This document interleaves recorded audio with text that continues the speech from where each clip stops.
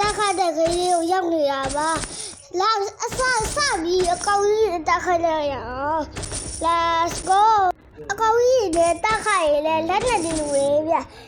လက်နဲ့က$15နဲ့ဝယ်ရမှာဆိုကျွန်တော်စီမှာလည်းပတ်စံမရှိတော့ဒီအထက်ရည်ပဲတက်ခတ်ရပြီကျွန်တော်တေးဝါးရည်အစားပဲစားမှာကြောက်တယ်လေမဟုတ်ဘူးလားတေးဝါးရည်လည်းလက်နဲ့တွေကိုအစားပြဝယ်ရမှာလေကြောက်တယ်ဗျ$15လေးရပြီဆိုတော့ဒီမှာ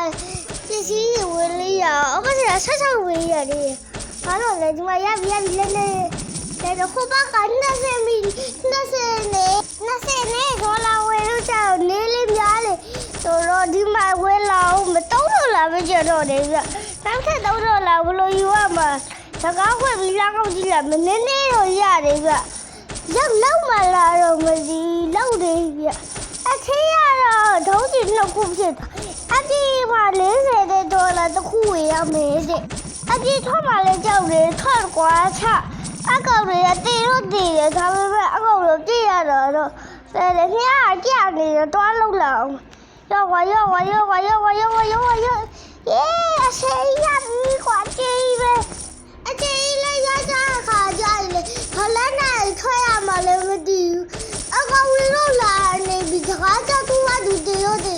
ဟိုဘာသာလက်နဲ့တခုဆောက်လာပြီဒီက$5554ရော$1နဲ့ပေးလာပြီဗျတစီးနဲ့ဝယ်ရခါကြရင်လည်းပတ်စံလုံးကုန်တယ်ဒါပေမဲ့ဒီကောင်းကိုထွက်တော့ခါကြရင်လေပတ်စံရတယ်ဆိုမဆုံးပါဘူးဒီကောင်းကတဖြည်းဖြည်းနဲ့များလာရင်တော့ဘဒူတွေလိုက်ထုတ်နေတာလေးတော့မသိလက်နဲ့က$5ပဲကျတော့အကောင်ကြီးလည်းပါ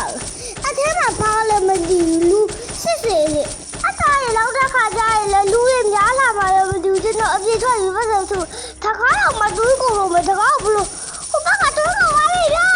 လက်နဲ့ပြေးထားလက်နဲ့တော့နှစ်ခုရပြီအထဲမှာလူသွားလောက်လောက်မရပြီလားတော့မသိ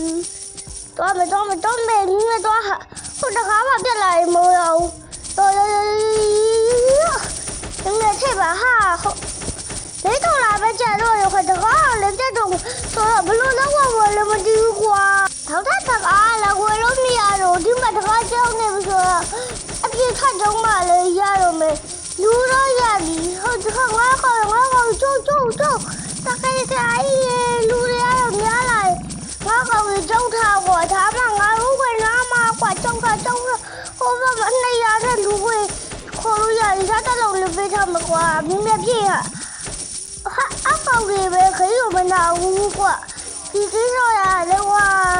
ဒီတကောက်ခုံနဲ့